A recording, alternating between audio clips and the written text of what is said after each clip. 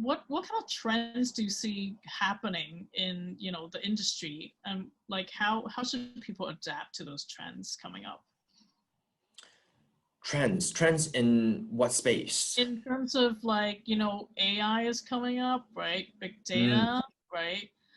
right, right. Or maybe there are other trends that, or VR, or AI, So, AR, yeah. so those are all, I think, mainstream trends, up and coming. But for companies that is looking to mature in IoT, for instance, or you know, I think of maturity as in how well can design be represented, Mhm. and the trend is still very much towards how can designers be more involved in representing the consumer's voice. Mm. Now, big data has been a trend Yeah. for a long time, but I would argue that not many companies getting into the digital space understands how to use big data. Mm. Analytics. Mm. How does analytics drive product roadmap? Mm. How does that puzzle fit together? So for me, yes, there are all kinds of trends, but I'm less concerned about technologies evolving trend, where I think technologies will continue to evolve. AR, VR, Google Glasses, all the hardware will continue to evolve. Well, But yeah, I guess where I'm getting at is, like, are these technologies going to be replacing designer skills? For example, like maybe 20 years ago, being a web designer is fine, right? But nowadays there's Wix, and strikingly that maybe hiring a full-time web designer is no longer, you know, that valuable, right? So some technologies are replacing certain design skills. And do you see that happening? that's true. So you know, going back to that example, some designers will be less valuable if the investors are not looking for native creations. Okay. A lot of companies are starting off non-native. They buy templates. They you know, they have they have a Frankenstein model of just kicking off something, Mm. and then they want to test in the field Mm. using this idea. So that's one way. That's one business model. Okay. Corporations don't do that so much, Mm. because the brand image is important.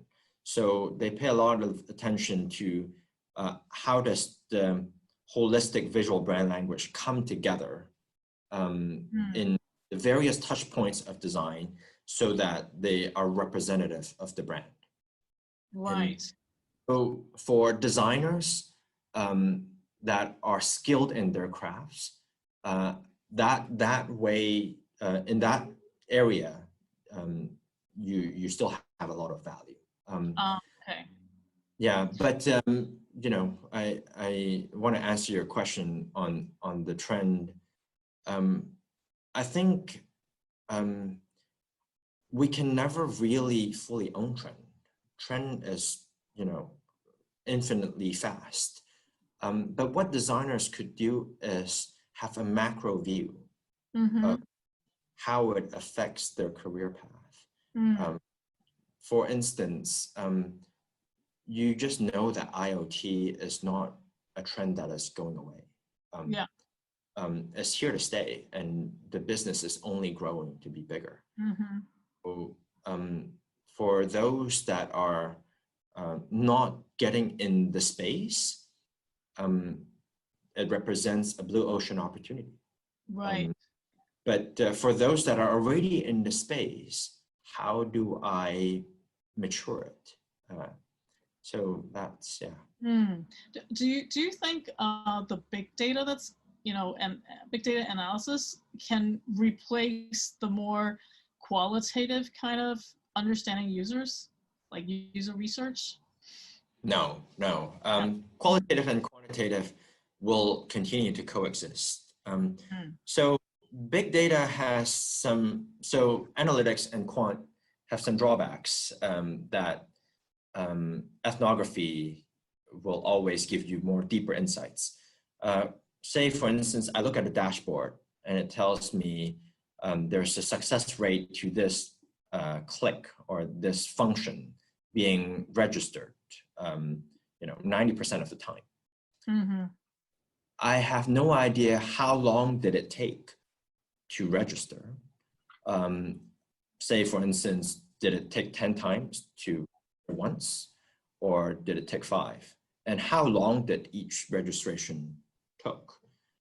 Only qualitative research could tell you that, because through observation, you can find out that user journey. But the big data will tell you, oh yeah, it's working. Okay. If nobody is expressing their frustration, then you don't really know. So qual is really there to evaluate actual behavior. And so how do people continue to do qual research with COVID and all this remote and not be able to observe? Like, do you guys adapt in some ways? It's more expensive, that's for sure. So now in the back of my mind, COVID will go away. Eventually we will see the light of day and COVID will be forever gone. But okay. I have to say, for now, we need to utilize digital tools. For UI UX, remote has been a working habit since day one. Because of the environment for content creation that happens on a screen. So to do remote qual, to go into seeing how maybe a user testing session could happen on a screen. But say I would have some physical models and I need some ergonomics evaluation to happen in different parts of the world with different stakeholders and different types of demographic users. This has become, the story of our hardest part of our career journey. Right. Yeah, because all of a sudden, if you have some very explicit launch dates, now I need simultaneous feedback. And simultaneous feedback means I need models to be evaluated simultaneously. And where travel isn't allowed, I'd imagine, so I was evaluating a tool, Ultra Haptics. So Ultra Haptics uses ultrasound to create a physical environment in a non-physical space. So it's basically a haptic board, and then you could put your hand in there and you could feel the object. So they were using that to navigate the space of automotive, for instance, where you're driving, but you don't want to look at your center stack. And so you're turning knob in a virtual environment. So you'd put it in the car and you could stick your hand in midair and the ultrasound will give you a sense of touch on your fingertips. But it's still very relatively new, this tech, and it's very expensive. But I imagine technologies or trend of these technologies coming up like this will really help the industrial design stream to do remote evaluations. Right. Okay. That's really cool. So I know you have to go. So thank you so much, Lawrence, for taking the time. Thank you for having me. Thank you. Yeah, we all learned a lot from you. Thank you. Yeah. Remember to like, subscribe, and share our video so more people can understand how to get into the UX industry.